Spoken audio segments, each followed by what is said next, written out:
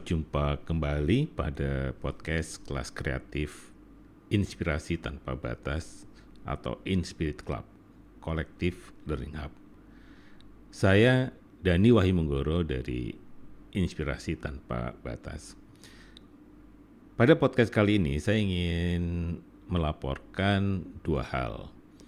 Yang pertama adalah podcast Ini Koper yang juga saya ampu, itu mulai hari ini akan menggunakan AI sebagai proses produksinya.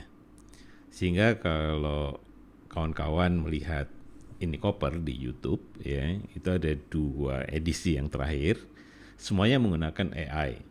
Mulai dari pembuatan kontennya, kemudian visualisasinya, kemudian juga subtitlenya, kemudian kita menggunakan video-videonya, semuanya menggunakan AI. Saya sengaja membedakan antara podcast Ini Koper dengan podcast kelas kreatif. Jadi podcast Ini Koper tadinya kan selalu mirroring ya, isunya hampir sama.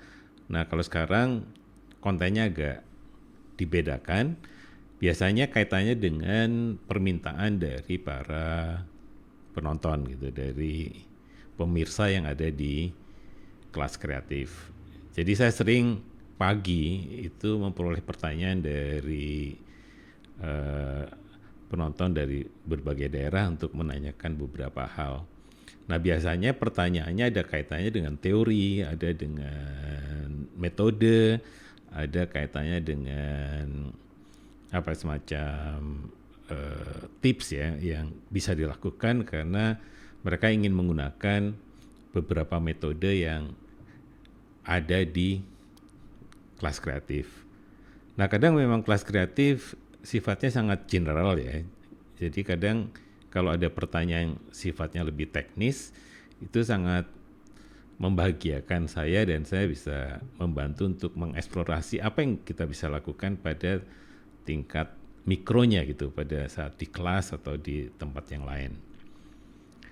Nah, Ini Koper itu akan fokus pada konten-konten yang menarik perhatian saya dan kaitannya dengan tetap dunia fasilitasi atau dunia pembelajaran atau dunia organisasi yang harapannya sebenarnya adalah di Ini Koper itu akan memperkaya literasi ya, yang kaitannya dengan bagaimana membangun kapasitas organisasi misalnya. Karena itu salah satu tema yang banyak diminta. Bagaimana membangun renstra yang lebih kreatif, itu juga tema yang banyak diminta.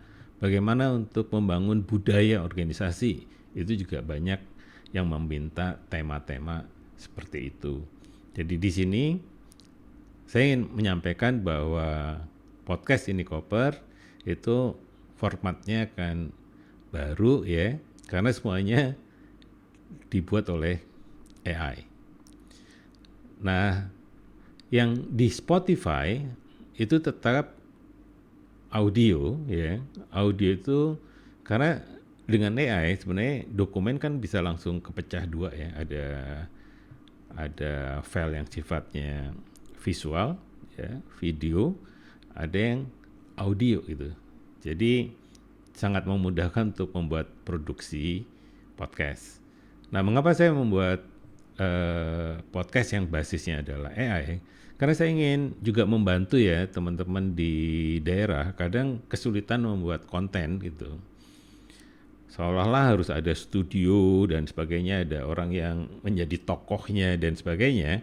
Tapi saya belajar sebenarnya dari channel-channel sepak bola ya. Itu mereka sebenarnya nggak ada wajahnya, semuanya juga video dari masa lalu. Kadang kita sudah tonton ternyata juga tidak sesuai dengan apa yang disampaikan. Karena itu saya berpikir sebenarnya adalah bahwa untuk visual itu kita punya stok video di YouTube dan sebagainya yang kita bisa ambil. Misalnya dengan menggunakan ya di download aja seperti biasa. Kalau saya menggunakan Snagit gitu untuk bisa mengambil video-video dari YouTube yang ya mungkin hanya butuhnya 30 detik, ada yang butuhnya hanya 15 detik. Ya bagian dari sebenarnya untuk memperkaya visualisasi apa yang pengen kita sampaikan.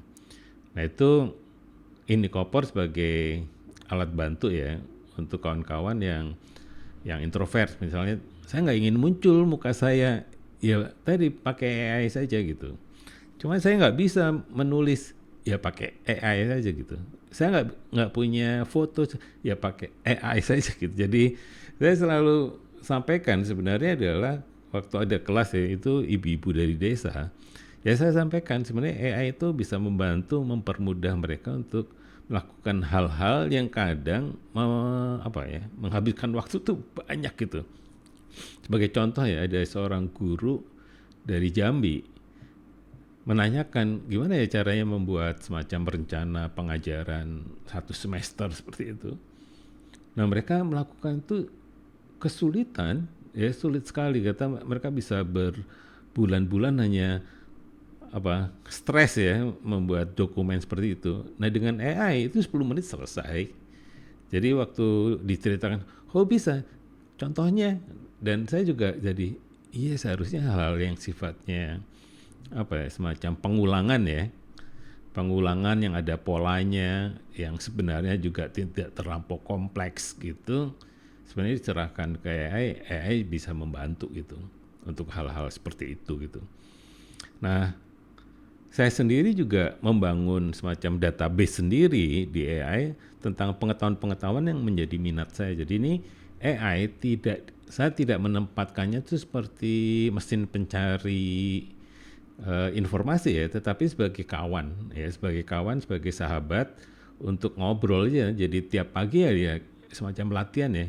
Mungkin saya cara bertanyanya salah ya karena tidak terlampau jelas, terlalu umum, terlalu berasumsi bahwa pasti AI tahu, belum tentu seperti itu juga. Karena AI kalau kita pertanyaannya umum, ya AI akan jawabannya umum yang kadang kan tuh udah sama-sama tahu gitu. Jadi di sini sebenarnya dua-duanya berlatih. Ini yang sering disebut sebagai joint learning sebenarnya. Proses belajar, ya AI pasti belajar dari sahabatnya, ya dari kitanya yang akan memanfaatkan AI, juga saya belajar dari AI juga gitu. Nah dengan cara ini sebenarnya adalah untuk membedakan yang seolah-olah AI seperti Google hanya untuk cari informasi dan sebagainya. Kalau saya seperti orang ngobrol aja dengan AI sehingga harapannya sama-sama belajar gitu. Dan sama-sama saling memanfaatkan apa yang kita bisa buat untuk apapun gitu.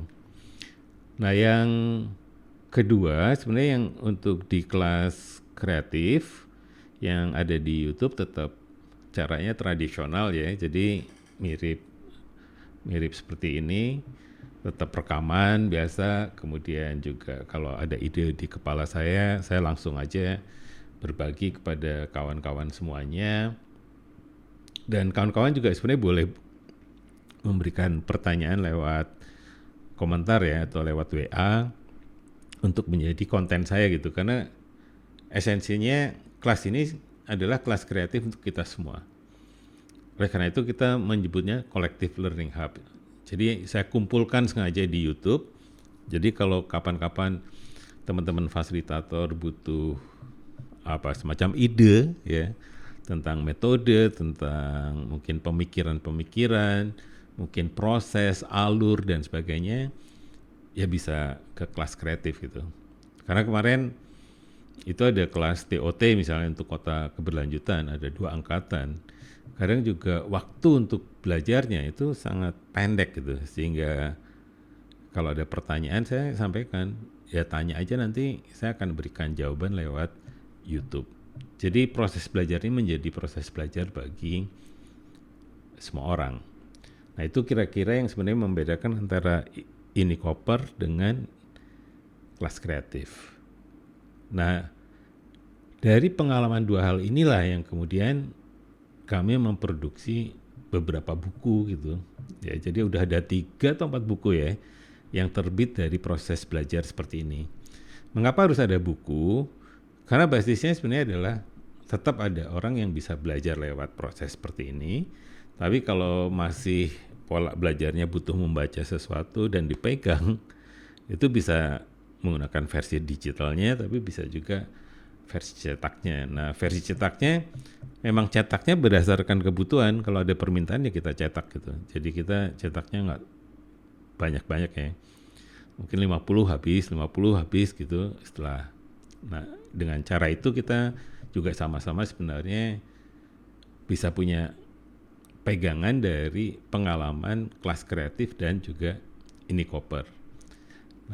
Nah itu ceritanya, jadi ada 3 hal yang ingin saya sampaikan tadi. Indiecoper akan AI, kemudian kelas kreatif tetap tradisional seperti ini, sedangkan yang ketiga adalah untuk literasi, kita menerbitkan buku-buku dari hasil proses belajar di baik AI maupun di di kelas kreatif. Jadi itu saja ya kabar dari Inspirit atau dari kelas kreatif dan juga podcast Indiecoper. Harapannya ya saya selalu ingin berbagi apapun kepada komunitas perubahan, karena saya sendiri meyakini ya berbagi apapun itu akan bermanfaat bagi komunitas perubahan untuk merawat perubahan-perubahan positif di masa yang akan datang. Sampai jumpa pada edisi berikutnya.